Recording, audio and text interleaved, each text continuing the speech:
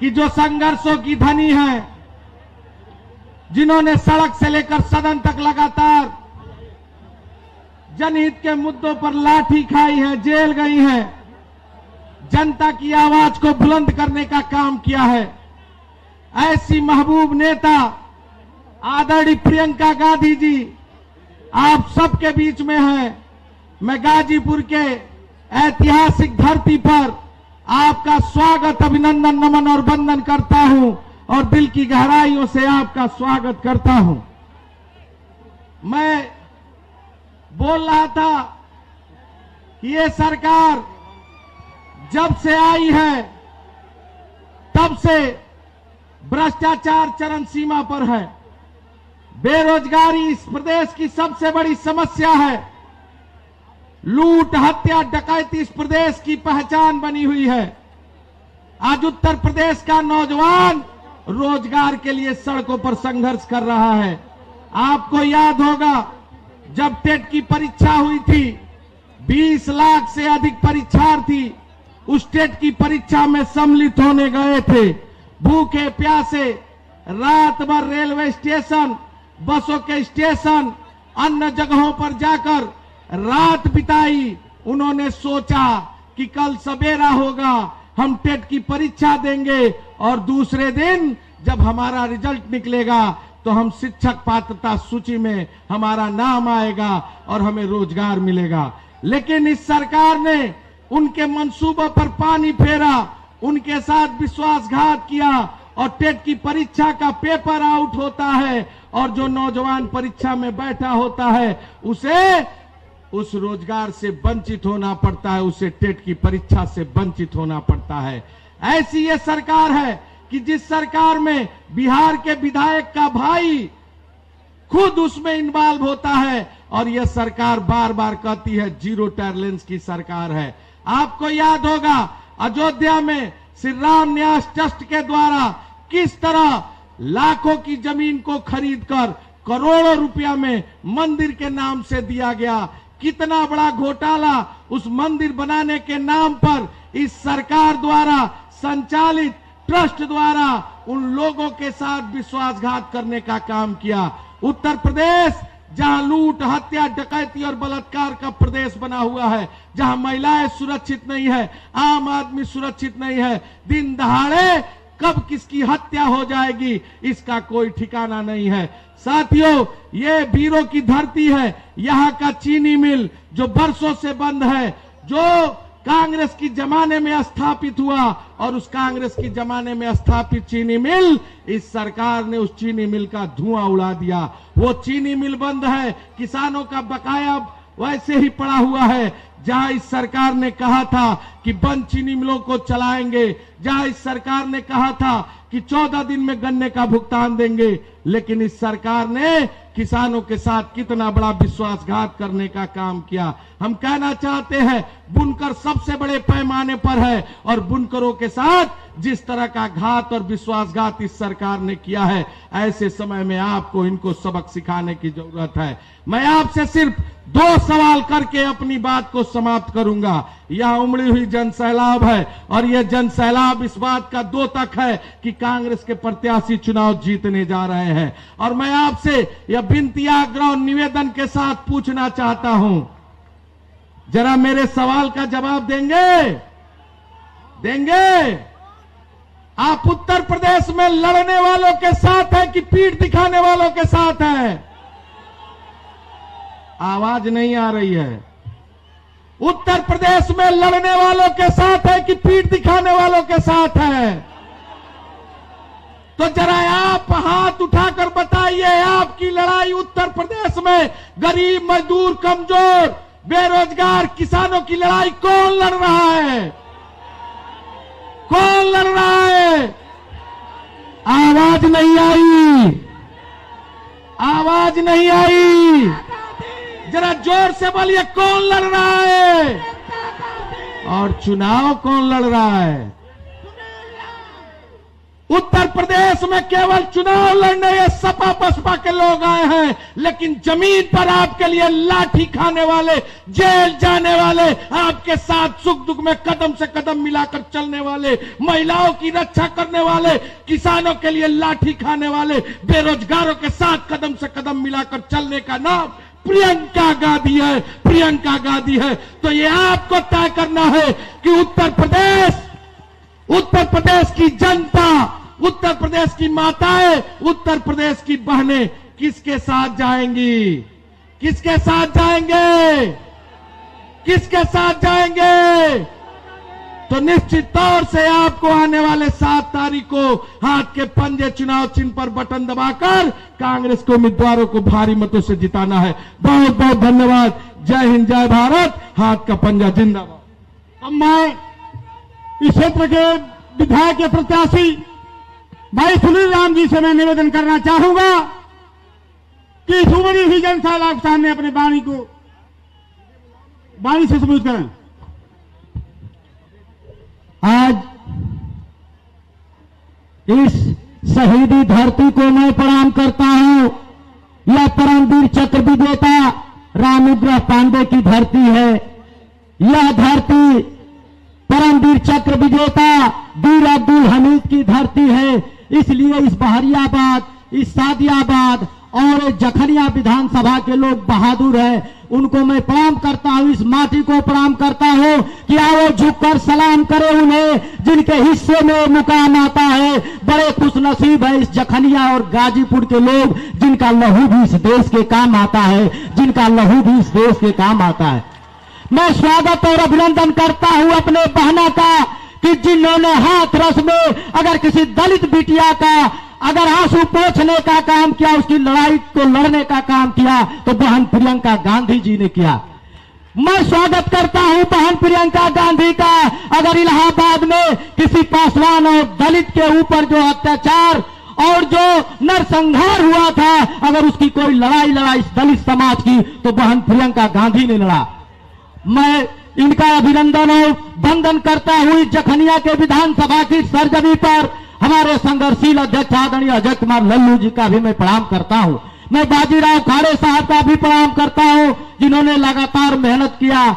आदरणीय हमारे राहुल राजभर जी हैं। तमाम मंच पर बैठे हुए नेता हमारे सतीराम सिंह, जयराम सिंह और जो है हमारे देवनारायण सिंह सहित तमाम मंच पर जो बैठे, लाल साहब यादव, अमिताभ अनिल दुबे जी, डॉक्टर मार्कंडेय सिंह, शफीक अहमद और जो भी हमारे नेता हैं मनोज जी, मैं सबका खैर मकदम करता हूं। और खास करके मैं इस जनता को, देवतुल्य जखनिया की जनता का हार्दिक स्वागत अभिनंदन करता हूं। साथियों, मैं बताना चाहता हूं कि मैं सुनील राम एक मोची के नाती का बेटा हूं। एक जो है हमारे बाबा स्वर्गीय कुन राम यही मटेहू चट्टी पर 25 साल तक जूता सिए और जूता सीने के बाद वो हम लोगों के अपने बच्चों का भरण पोषण किए। मेरे पिताजी एक मजदूर थे, मजदूरी करते थे और मेरी माता लोगों को कटिया बिनिया करके मजदूरी करके लाती थी, तो शाम को भोजन बनाती थी तो हम खाते थे। मेरे कहने का मतलब है मेरे साथियों कि बहन प्रियंका गांधी ने जिस तरह इस दलित के बेटे को टिकट दे करके सम्मान बढ़ाया है, मैं आपका जखनिया के जनता के तरफ से हार्दिक स्वागत अभिनंदन करता हूं। और मैं आपको आश्वस्त करता हूं कि निश्चित रूप से जखनिया की जनता का प्यार मोहब्बत मिल रहा है। बहुत देर से जखनिया की जनता आपको सुनने के लिए बेताब है, लेकिन हे जखनिया के भाइयों, मैं आपसे हाथ जोड़कर निवेदन करता हूं कि इस मोची के नाती को, इस दलित के बेटे को 7 मार्च को हाथ के पंजे वाली बटन दबा करके और भारी मतों से विश्वास मान हमारी नेता प्रियंका गांधी को देना कि जब 10 तारीख को बूथ खुलेगा तो जखनिया विधानसभा से सुनील राम जीत का हासिल करेगा। साथियों, मैं आपसे निवेदन करने आया हूं कि जिस तरह यह दलित का बेटा है, आपके बीच में आप ताकत देंगे। जिस तरह बहन प्रियंका गांधी ने दलितों की लड़ाई लड़ी, पिछड़ों की लड़ाई लड़ी, निश्चित रूप से बहन प्रियंका गांधी, पूरा यह जखनिया विधानसभा के लोग उनके आजीवन आभारी हैं। मैं आपसे निवेदन करने आया हूं, हे हमारे मालिकों, आप तो मेरे बगीचे का माली है, मैं तो आपके बगीचे का माली हूं। आप तो मेरे मालिक हैं, मैं तो आपका सेवा करूंगा। इसी कड़ी में मैं अपना बहुत कुछ न कहते हुए मैं अपनी वाणी को विराम देते हुए बहन प्रियंका गांधी जी का पुनः जो है खैर मकदम करता हूं, हार्दिक स्वागत, अभिनंदन और वंदन करता हूं और देवतुल्य जनता को मैं झुककर प्रणाम करता हूं। नमस्कार। आज हमारी लोकप्रिय नेता बहन प्रियंका गांधी जी हमारे बीच में मौजूद है। मैं आपसे प्रार्थना करता हूं, निवेदन करता हूं कि आए और हम जनता जनार्दन को संबोधित करने का करें। बहन प्रियंका गांधी जिंदाबाद, प्रियंका गांधी जिंदाबाद, कांग्रेस पार्टी जिंदाबाद, बहन प्रियंका जिंदाबाद। प्यारी बहनों, प्यारे भाइयों, काफी समय से आपने इंतजार किया धूप में, आपके लिए आपको मैं यहाँ इस सभा में आपका बहुत स्वागत करती हूँ और आपके प्रति आभार प्रकट करती हूँ कि आप यहाँ आए हैं मेरी बातों को सुनने के लिए। श्री अजय लल्लू जी, श्री बाजीराव खाडे जी, श्री अजिताभ अनिल दुबे जी, श्री सुरेंद्र सिंह जी, श्री लाल साहब यादव जी, श्री गिरीश गर्ग जी, श्री जयराम सिंह जी, श्री राहुल राजभर जी, पार्टी के सभी नेतागण जो मंच पे उपस्थित हैं, सभी कार्यकर्तागण, आप सबका भी सभा में बहुत बहुत स्वागत। इसके साथ साथ हमारे प्रत्याशी श्री सुनील राम जी, श्री अजय राजभर जी, श्री लोटन राम निषाद जी, श्रीमती सीमा देवी जी और फरजाना खातून जी, आप यहाँ खड़े हैं मंच पर। आप सबका भी यहाँ इस सभा में बहुत बहुत स्वागत।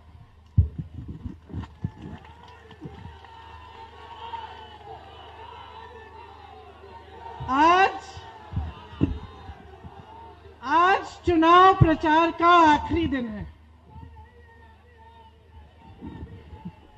आज चुनाव प्रचार का आखिरी दिन है।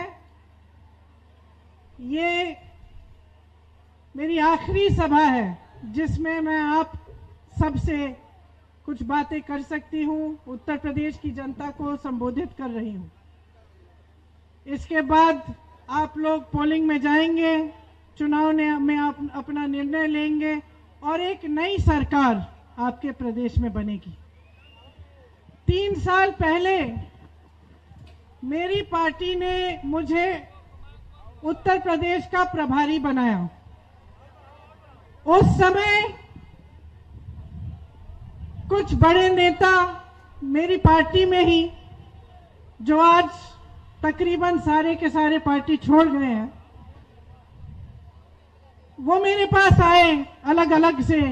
उन्होंने मेरे से बात की, उन्होंने कहा अरे यहां से निकल जाइए, यहाँ उत्तर प्रदेश में कुछ नहीं मिलने वाला, यहाँ क्या करने आई हैं, यहाँ तो संघर्ष ही संघर्ष है, यहाँ कांग्रेस पार्टी तो है ही नहीं, कुछ नहीं कर पाएंगे, आप नेतृत्व से बात करिए, आपको यहाँ से निकाल के कहीं और भेज दें। मैंने अपने भाई से बात की जब उन्होंने मुझे प्रभारी बनाया। मैंने उनसे पूछा कि आपके मन में क्या है। मेरे भाई राहुल गांधी जी उस समय कांग्रेस के अध्यक्ष थे। उन्होंने कहा देखो प्रियंका, तुम उत्तर प्रदेश जाओ, कितना भी संघर्ष हो तुम काम करना शुरू करो और याद रखो, ये कभी मत भूलो कि तुम्हारा एक ही काम है कि जहां जहां दुख है, जहां जहां पीड़ा है, वहां जाकर जनता के साथ जनता के मुद्दों के लिए कंधा से कंधा मिलाकर जनता के लिए लड़ो।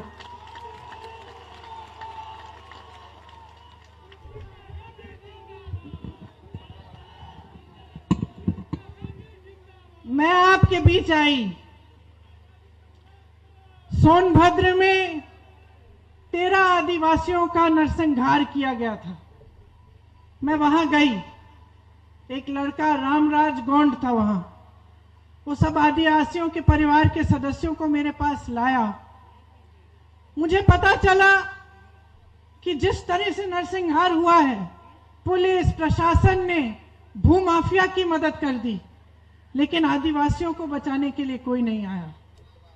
उसके बाद उन्नाव में एक महिला का बलात्कार हुआ, बहुत बुरी तरह से उसको फिर मार डालने की कोशिश की गई। उन्नाव में एक और महिला के साथ बलात्कार हुआ, उसको जला दिया गया। हाथरस में एक दलित महिला के साथ बलात्कार किया गया, उसके बाद उसे जलील किया गया और उसके परिवार पर दबाव डाला गया। उसकी चिता को बगैर उसके मां बाप की प्रस्तुति की मौजूदगी के जला दिया गया।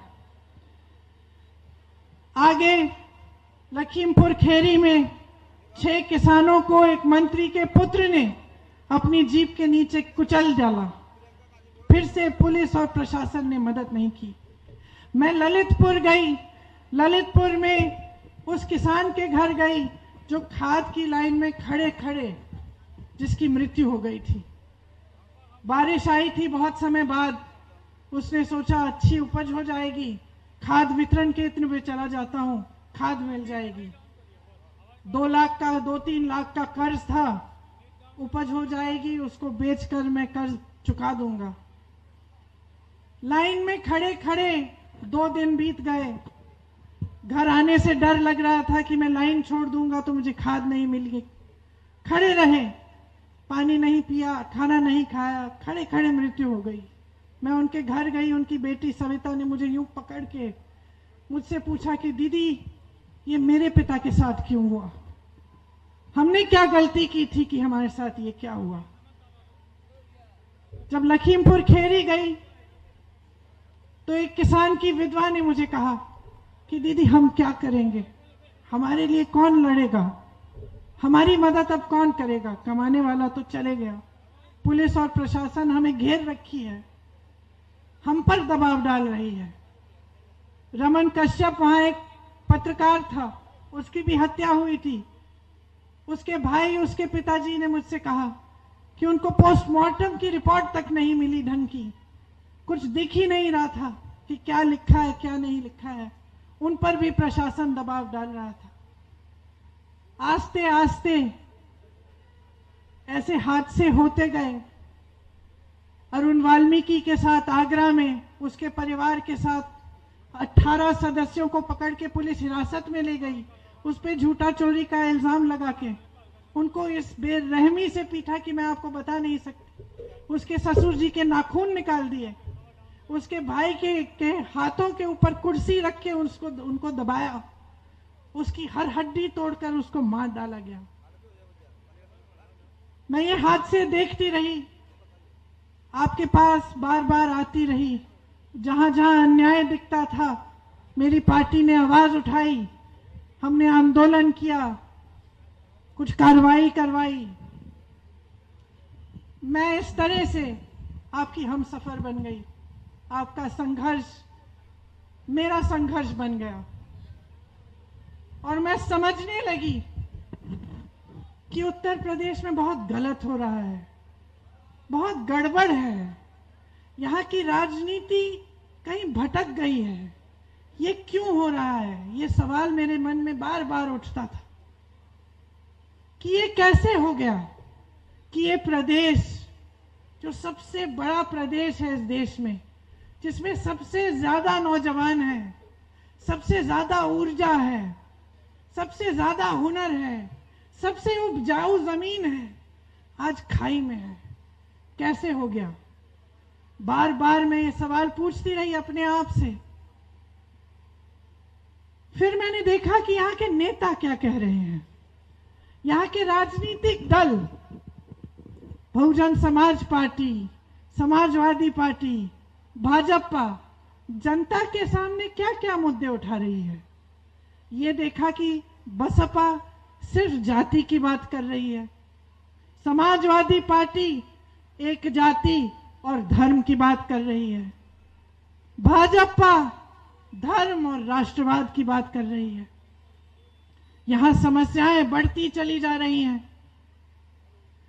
बेरोजगारी चरम पर है, तमाम नौजवान बेरोजगार हैं, भर्ती की परीक्षाएं देते हैं, मेहनत करते हैं, फीस भरते हैं, भर्तियों में घोटाला है, परीक्षाएं रद्द कर दी जाती हैं, एग्जाम कैंसिल होते हैं, कट ऑफ चेंज होता है, उनके करियर बर्बाद हो जाते हैं, 4-4, 5-5 साल इंतजार करते हैं।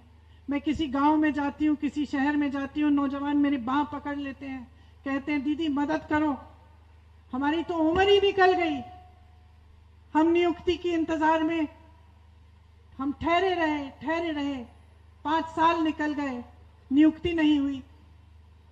दूसरी तरफ मैं देखती हूं कि सरकार में 12-12 लाख पद खाली हैं, जहां से रोजगार आना है वहां से रोजगार देने का कोई प्रयास ही नहीं हो रहा है, बल्कि सारे मंत्री आपके सामने, प्रधानमंत्री जी आपके सामने आकर कहते हैं कि उनको मालूम ही नहीं आपकी समस्याएं क्या हैं, कि अचानक चुनाव के समय उनको मालूम पड़ गया कि उत्तर प्रदेश के किसानों की सबसे बड़ी समस्या छुट्टे जानवर की समस्या है। इससे पहले तो उनको मालूम ही नहीं था। सरकार चला रहे हैं, देश में प्रदेश में तमाम जानकारियां हैं, आपको ये नहीं मालूम था कि उत्तर प्रदेश का किसान कितना परेशान है। आपके रोजगार खाली पड़े हुए हैं सरकार में, आप दे नहीं रहे हो। भर्तियों में भ्रष्टाचार है, आप दुरुस्त नहीं कर रहे हो। मेरी बहनें महंगाई का सामना कर रही हैं, आप एक राशन का पोटला पकड़ा रहे हो इनको। क्या होगा उस राशन के पोटले से? आप निर्भर कर रहे हो इनको ताकि ये आपका धन्यवाद दें। आप मंच पे खड़े होकर कह रहे हो कि इस जनता ने आपका नमक खाया है, ये कह रहे हो। ये है उत्तर प्रदेश के नेता, देश के नेता। जो सोचते हैं कि एक बोरा राशन पकड़ाकर आपको उस राशन पर निर्भर बनाकर आपसे वोट लेकर सत्ता में रहेंगे, लेकिन आपको सशक्त करने की बात नहीं कहेंगे, महिलाओं की शिक्षा की बात नहीं करेंगे, महिलाओं को रोजगार देने की बात नहीं करेंगे, ताकि आप कभी अपने पैरों पे खड़े न हो, ताकि आप हमेशा के लिए सोचें कि ये जो बोरा राशन मिलता है आपको, ये एक बहुत बड़ा एहसान हो रहा है आप पर। इसी तरह से नौजवानों, इन नेताओं को सब मालूम हो गया है, ये अच्छी तरह से समझ गए हैं कि वोट और सत्ता धर्म और जाति के आधार पर इनको मिलेगी। इसीलिए आपको कभी नौकरियां नहीं देंगे, आपको कभी रोजगार नहीं दिलवाएंगे, क्योंकि जब तक बेरोजगार रहोगे, जब तक निर्भर रहोगे, जब तक अपने पैरों पे खड़े नहीं होगे, तब तक आपके जज्बात, आपके दुख, आपकी निराशा, आपकी नाराजगी का इस्तेमाल राजनीतिक दल कर पाएंगे। तब तक आपको बहकाना बहुत आसान होगा। हर माँ बाप को मालूम है, मेरी बहनें, अगर आपके पास 25-30 साल का बेटा होगा, आपको अच्छी तरह से मालूम है, जब तक व्यस्त रहता है, शिक्षा में व्यस्त है, रोजगार मिलता है, काम कर रहा है, कमा रहा है, तब तक सही रहता है। जब बेरोजगार हो जाता है, घर पे बैठा रहता है, निराशा होती है, नाराजगी होती है, तब कोई भी उसको बहका के कुछ भी काम करा सकता है उससे गलत। आप जानती हैं। तो आपकी तरह इस प्रदेश के नेता भी जान गए हैं। वो जान गए हैं कि आपको गरीब रख के, आपको निर्भर रख के अपनी नीतियां को ये सफल बना सकते हैं। और इनकी नीति क्या है समझ लीजिए, गहरी बात कह रही हूं मैं। इनकी नीति यही है कि आपको गरीब रखेंगे।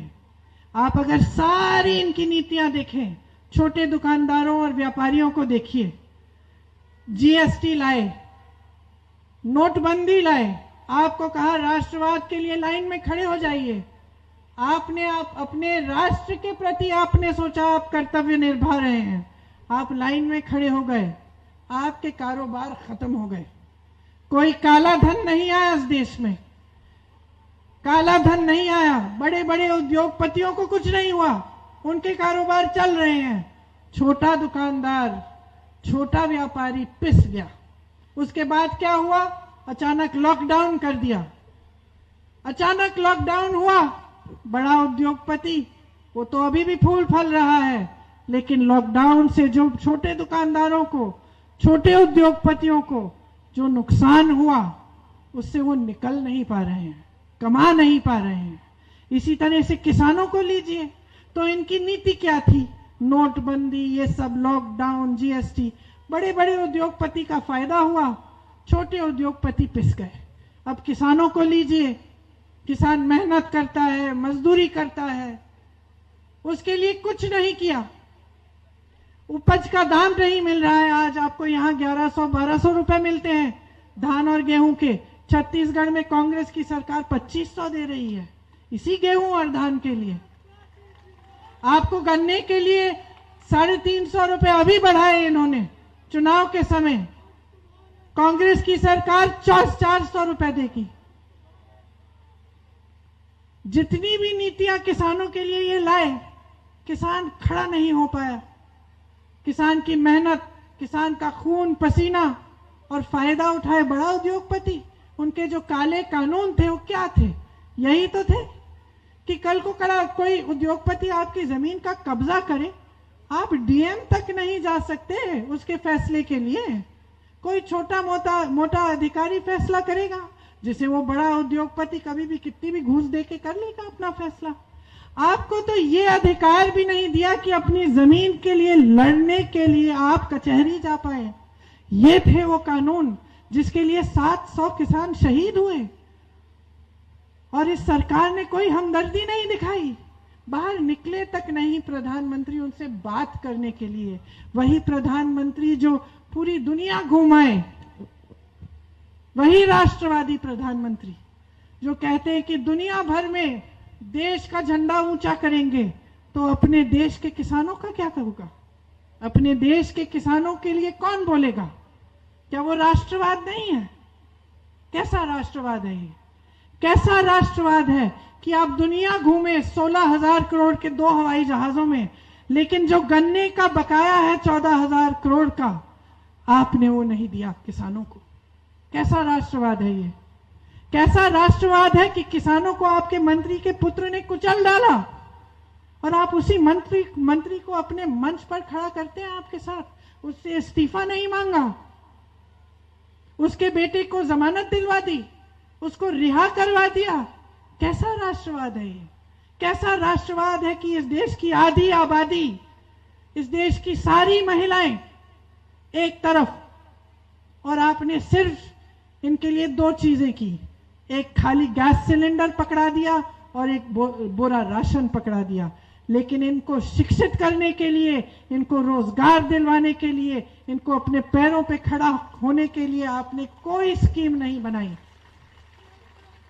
कैसा राष्ट्रवाद है ये? कैसा राष्ट्रवाद है कि तमाम नौजवान आर्मी में भर्ती की तैयारी किए और आपने उसमें भी घोटाला किया? कैसा राष्ट्रवाद है कि जो नौजवान सीमा पर लड़ने के लिए तैयार खड़ा है, आप उसके साथ विश्वासघात कर रहे हो? कैसा राष्ट्रवाद है ये? ये सब समझ गए हैं। ये देखिए, ये खोखली बातें हैं। ये विज्ञापनों के लिए राष्ट्रवाद, धर्म, जाति की बातें हैं। ये राजनीतिक मंचों के लिए है ये बातें, इसमें गहराई नहीं है। ये सब समझ गए हैं बहनों, ध्यान से सुनो। ये सब समझ गए हैं कि धर्म की बात करके आपका वोट मिल जाएगा। ये सब समझ गए हैं। दशकों से चल रही है ये परंपरा उत्तर प्रदेश में। इसीलिए आज ये प्रदेश, जिसने हमेशा इस देश को दिशा दिखाया था, पीछे चले गया है। अराजकता बढ़ गई है, महिलाओं पर अत्याचार बढ़ गया है, बेरोजगारी चरम पर है, महंगाई चढ़ती चली जा रही है, और कोई नेता उसको रोकने की बात ही नहीं कर रहा है। सिर्फ पुराने जमाने का कोई दोष निकाल रहा है कि अरे ये इसलिए हुआ क्योंकि 70 साल पहले ऐसा हुआ था। जहां से रोजगार निकलना था, जो बड़ी संस्थाएं कांग्रेस पार्टी ने अपने समय में बनाई थी, BHEL, HAL, railways, NTPC, ITI, नाम लीजिए, सबको आपने बेच डाला। अपने अपने बड़े उद्योगपति मित्रों को, उन्हीं दो लोगों को बेच डाला। और आप रोजगार की बातें कर रहे हैं कि आप रोजगार देंगे, कहां से देंगे? भर्ती तो आप करा नहीं रहे हैं। छोटे दुकानदार, किसान, छोटे व्यापारी जो रोजगार देते थे उनको आपने खत्म कर डाला। बड़ी बड़ी संस्थाएं आपने बेच डाली, तो कहां से देंगे रोजगार? और आज के दिन में जो सरकार रोजगार नहीं देती है वो अपने आप को राष्ट्रवादी नहीं कह सकती, क्योंकि ये नौजवान, ये अगली पीढ़ी है, ये इस देश का भविष्य है, ये इस देश की जमीन से जुड़े हुए पुत्र और पुत्रियां हैं। इनको अगर मजबूत नहीं किया तो आप राष्ट्रवादी नहीं हैं। अगर आप इनको कमजोर रखने की साजिश कर रहे हैं ताकि ये आप पर निर्भर रहें और आप इनसे अपना स्वाद साधें, तो आप राष्ट्रवादी नहीं हैं, राष्ट्रवादी नहीं हैं। राष्ट्रवादी होने के लिए इस देश के लिए अपना खून देने के लिए तैयार होना चाहिए।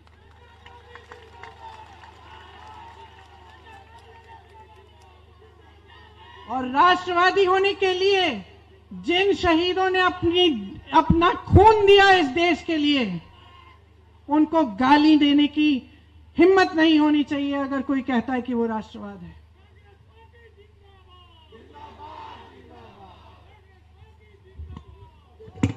ये ऐसे राष्ट्रवादी हैं जो स्वतंत्रता सेनानियों को गाली दे रहे हैं आज, जो उनकी शहादत पे सवाल उठा रहे हैं। ये ऐसे राष्ट्रवादी हैं, इनको पहचानिए। 3 साल से मैं यहां काम कर रही हूं, मैंने पहचान लिया कि यहां में राजनीति में क्या हो रहा है। आपका इस्तेमाल हो रहा है, आपके जज्बातों का इस्तेमाल हो रहा है राजनीति के लिए, अपनी सत्ता साधने के लिए। ये सब जानते हैं कि आपके सामने आकर काम की बात करने की जरूरत ही नहीं रही। आपने आदत बिगाड़ डाली, आदत बिगाड़ डाली। आप सोचिए, घर में एक बच्चा है, आपने पढ़ाया लिखाया खूब मेहनत से, उसके लिए आपने अच्छे अच्छे कपड़े खरीदे, उसको खाना दिया, सब कुछ दिया। अब बड़ा हो रहा है, बड़ा हो रहा है, काम ढूंढने के लिए निकलता ही नहीं, घर पे बैठा रहता है आलसी। उल्टा आपको कहता है कि मुझे मोबाइल फोन दिलवाओ, कहीं से जुगाड़ करके आप मोबाइल फोन भी दिलवा देते हैं। फिर कहता है अरे मुझे मोटरसाइकिल चाहिए, पिताजी को डांट देता है, नखरे करता है, कहीं से जुगाड़ करके पिताजी उनको मोटरसाइकिल भी पकड़ाए देते हैं। तो क्या बनता है उस बच्चे का? उसको क्या कहते हैं? निकम्मा, है कि नहीं? निकम्मा बना दिया माँ बाप ने, कुछ कर नहीं रहा है, घर पे बैठा है, जो चाहता है आप किसी न किसी तरह से मेहनत करके, संघर्ष करके पकड़ा देते हो, है ना? और वो बैठा है, उसको मालूम है मुझे मेहनत करने की जरूरत नहीं है, मैं जाके क्या नौकरी ढूंढूंगा, कमाऊंगा, माता पिता तो दे ही रहे हैं, लेते जाता हूं, घर पे बैठता हूं, उसको मालूम है। अब यही हालात आपने उत्तर प्रदेश की सारी पार्टियों के नेताओं की कर दी है, निकम्मा बना दिया है। आपने उनको यह समझा दिया है कि काम मत करो, हम आपसे पूछेंगे नहीं, आप बड़ी बड़ी बातें करेंगे, यहां धर्म की बात, राष्ट्र की बात, जाति की बात हम मान लेंगे, हम आपको मसीहा बना देंगे, हम आपको भगवान बना देंगे, आपको वोट मिल जाएगा, आप 5 साल सत्ता में रहो, हम खाई में रहेंगे। यही तो समझा दिया आपने इनको। अरे मैं आपको बताना चाहती हूं, मेरे पिताजी भी प्रधानमंत्री थे, मेरे पिताजी प्रधानमंत्री थे, अमेठी के सांसद थे। मैं उनके साथ जीप में बैठ के जाती थी, खुद जीप चलाते हुए वो गांव गांव में जाते थे। गांव में प्रेम बहुत मिलता था, जो भी मिलता था, गरीब से गरीब हो उनको घर में ले आता था, कुछ खाने को देता था, बिठाता था, राजीव भैया कहते थे उनको, लेकिन कोई उनको छोड़ता नहीं था। पूछते थे, अच्छा भैया ये सड़क आपने बना तो दी, लेकिन इसमें अब गड्ढे आ गए हैं, आपने बिजली के खंभे तो लगवा दिए, तार कब आएंगे? भैया हमारी पाठशाला जो है ये ठीक नहीं है, इसको ठीक कराइए, इसमें तो अध्यापक ही नहीं आ रहे हैं। कभी कभी डांट भी देते थे कि भैया वापस मत आना, अगर ये काम नहीं करोगे तो हम वोट नहीं देंगे तुम्हें। ये परंपरा थी आपके प्रदेश की कि देश का प्रधानमंत्री गांव गांव घूमता था, आपकी समस्याओं को पूछता था और आप उसको डांटते थे। ये थी आपके प्रदेश की परंपरा। आप समझिए कि लोकतंत्र को किस तरह से पलट दिया है इन्होंने, कि आज प्रधानमंत्री मंच पे ही आते हैं, दिखते हैं तो चुनाव के समय या टीवी पर, और जब आते हैं तो आपसे कहते हैं कि आप पे बहुत बड़ा एहसान किया है उन्होंने, एक बुरा राशन पकड़ा दिया, आपने खाता खोल दिया, ये 500-600 रुपए भेज दिए, 2000 रुपए भेज दिए, बहुत बड़ा एहसान। खुद कहते हैं कि जनता ने मोदी जी का नमक खाया है, हमने टोका तो बदल दिए, 2 दिन में बदल दिए, लेकिन अंदर की बात तो पहले निकल ही चुकी थी, मानसिकता तो दिख गई थी। अब आप सब ने मानसिकता बदल डाली है, ये परंपरा बदल डाली है। आज नेता सोचता है कि वो उसको उखाड़ने वाला जनता में कोई नहीं है। आज नेता समझ गया है और जनता को गुमराह कर रहा है। अब आप मुझे बताइए कि आप इसको बदलेंगे कैसे? क्या आप चाहते हैं कि आपकी देश में ऐसी राजनीति आगे बढ़ती चली जाए? क्या आप चाहते हैं कि नेता समझे कि भैया हमें काम करने की जरूरत ही नहीं है? तो क्या चाहते हैं? तो बदलाव चाहते हैं, तो बदलाव लाने का हथियार लोकतंत्र ने आपको दिया है कि नहीं दिया है? क्या दिया है बताइए, क्या है? वोट है। तो ये वोट आंख मूंद के क्यों दे रहे हैं? अरे ये मंदिर में जाके आप चंदा थोड़ी चढ़ा रहे हैं, आप वोट दे रहे हैं। ये वोट आपकी सबसे बड़ी जिम्मेदारी है, इसको आंख मूंद के नहीं देते। नेता को भगवान नहीं बनाते, नेता भगवान नहीं है, इंसान है। और इंसान को अगर बेलगाम सत्ता दे दो, अगर इंसान को ये बता दो कि तुम्हारी कोई जवाबदेही नहीं है, तो उसकी मानसिकता एकदम खराब हो जाती है। वो समझने लगता है कि सत्ता उसकी है, वो भूल जाता है कि जनता ने दी है, उधार में आई है, उधार में दी है आपने, वापस ले लो, वापस ले लो, ब्याज के साथ लो। जो परेशानियां आपको दी हैं, जिस तरह से आपको त्रस्त किया है, परेशान किया है, संघर्ष पे संघर्ष कर रहे हो, उसको बदल डालो, सबक सिखाओ इनको, सब पार्टियों को सबक सिखाओ कि बगैर विकास की बात किए आप सुनेंगे ही नहीं। आपको रोजगार चाहिए, मिलना चाहिए। कांग्रेस पार्टी कह रही है 20 लाख रोजगार दिलवाएगी, कैसे? खोखले वादे नहीं है कि इन्होंने कहा 70 लाख देंगे, 4 लाख नहीं दिए। हम कह रहे हैं 12 लाख सरकारी खाली पद पहले हम भरेंगे, फिर हम कह रहे हैं कि 8 लाख रोजगार और बनाएंगे। कैसे? किसानों को सशक्त करके, छोटे दुकानदारों और व्यापारियों को सशक्त करके। आप जैसे नौजवान अपना छोटा सा बिजनेस शुरू करना चाहें, आपको सरकार 5 लाख रुपए 1% ब्याज पे देगी। आपकी भर्ती की प्रक्रियाएं जो धूमिल हो चुकी हैं, उनको पारदर्शी बनाएंगी। कैसे बनाई जाएंगी? एक टाइम टेबल कैलेंडर होगा, 6 महीने के अंदर अंदर आपने परीक्षा दी, 6 महीने के अंदर अंदर आपकी नियुक्ति होगी। और अगर इसमें किसी ने भ्रष्टाचार किया तो एक कानून लाएंगे कि उसके खिलाफ कार्रवाई हो। जहां हुनर है वहां हुनर के लिए सारी सुविधा मिलेगी। जैसे बनारस में साड़ियों का है, मुरादाबाद में पीतल का है, आगरा में किसी और चीज का है, वहां पे सुविधा पूरी दी जाएगी, खास तौर से नौजवानों को, कि आप अगर उस हुनर को लेकर कुछ बनाना चाहें तो सरकार पूरी तरह से मदद करेगी। किसान भाइयों और बहनों के लिए पहले भी कर्ज माफ किया था कांग्रेस ने, फिर से माफ करेगी, पूरा कर्ज माफ होगा। सबकी बिजली बिल आधी कराएंगे और जिसका कोरोना का सबसे बकाये से, बिजली के बकाये से जिसकी कमर टूट रही थी, उसका बकाया साफ किया जाएगा। जैसे छत्तीसगढ़ में गेहूं और धान 2500 में मिल रहा है, वैसे आपको भी मिलेगा गन्ना 400 का। जिस तरह से छत्तीसगढ़ में छुट्टे जानवर की समस्या सुलझाई गई है कि जनता को कहा कि आप छुट्टे पशु को अपने घर में रखिए, इसका देखभाल करिए, सरकार आपसे 2 रुपए किलो गोबर खरीदेगी। मिल रहा है छत्तीसगढ़ में, सुलझा दी समस्या। आप 5 सालों से जूझ रहे हैं, वहां 2 सालों के अंदर अंदर समस्या खत्म। जनता घर में जानवर को रख रही है, सरकार गोबर खरीद रही है 2 रुपए किलो के भाव पे, गोबर की गोबर गैस बन रही है, खाद बन रही है, उससे किसानों की सुविधा हो रही है, बात खत्म।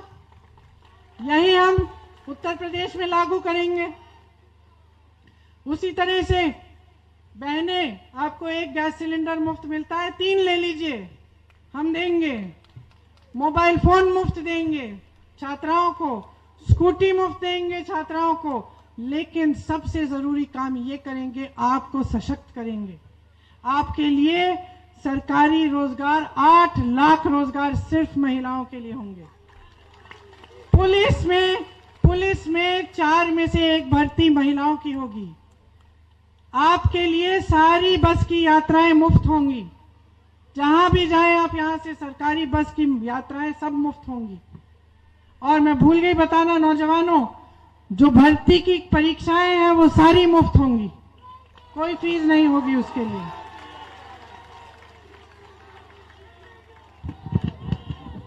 आपकी सेहत के लिए हर जिले के अस्पताल में महिला डॉक्टर, महिला नर्स और अलग से महिलाओं के लिए कमरा बनवाया जाएगा। आपकी सुरक्षा के लिए पुलिसकर्मी जो महिला हैं वो बढ़ाए जाएंगे, जैसे मैंने कहा। लेकिन उसके साथ साथ अगर आप पर अत्याचार हो और कोई एफआईआर दर्ज करने से मना करे तो 10 दिन के अंदर अंदर उसका सस्पेंशन होगा।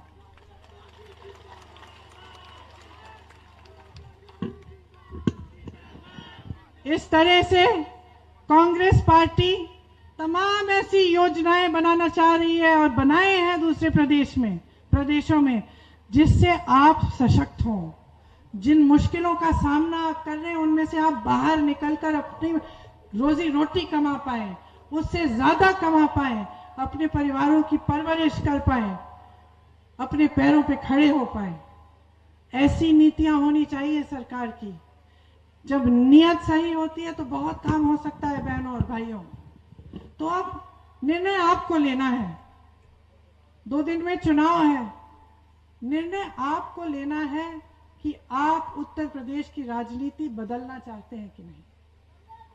5 साल और आपका प्रदेश इस खाई में रहे तो आपकी कमाई खत्म हो जाएगी। आपके ये सारे तमाम बच्चे जो यहाँ खड़े हुए हैं, जिनका हक है रोजगार, लोकतंत्र में, संविधान में हक है कि आपको रोजगार मिले, शिक्षा मिले, आपको अपने पैरों पे खड़ा किया जाए। ये बड़े बड़े उद्योगपतियों के लिए चलने वाली सरकारें जो आपको धर्म, जाति और बड़ी बड़ी राष्ट्रवाद की बात करके गुमराह करती हैं, इनसे सवाल पूछिए कि आपका काम क्यों नहीं हो रहा है। जब तक आप पूछेंगे नहीं, तब तक ये सिलसिला चलता चले जाएगा। और अफसोस की बात यह है कि सबसे बड़ा नुकसान आप ही का होगा, नेता का नुकसान नहीं होता है नुकसान। इन परिस्थितियों में जब वो जान जाता है कि कुछ भी कर ले, कुछ ऐसे मुद्दे हैं जिनको उठाकर वो आगे बढ़ सकता है, तो उसका नुकसान नहीं होता। बार बार सत्ता में आता है, जनता को गरीब रखता है, गुलाम रखता है, ताकि वो फूले फले, वो सत्ता में रहे, उसके उद्योगपति बड़े बड़े मित्र फूले फले। तो ये बात आप समझ लीजिए, आपको निर्णय करने की जरूरत है। जहां तक मेरी बात है, मैंने तो निर्णय ले लिया है, मैं आपका साथ नहीं छोड़ूंगी। चाहे कोई भी नतीजा आए इस चुनाव में, चाहे आप कोई भी निर्णय लें, जब तक आपके प्रदेश में, जब तक इस उत्तर प्रदेश में जो मेरी पूर्वजों की धरती है, ये मेरे पूर्वजों का खून मिला हुआ है इस देश की धरती में, जब तक इस जमीन से एक सही, एक नई और एक सच्ची राजनीति उभर कर नहीं आएगी, तब तक मैं आपके साथ संघर्ष करती रहूंगी, आपके लिए लड़ती रहूंगी और आपके प्रदेश के लिए लड़ती रहूंगी। कोई मुझे रोक नहीं पाएगा। यह निर्णय मैंने ले लिया है। अब 2 दिन बाद आप निर्णय लीजिए कि आपको क्या चाहिए। इसी के साथ साथ मैं भाषण समाप्त करती हूं। आपको धन्यवाद देती हूं कि आपने मेरी बातें बहुत ध्यान से सुनी।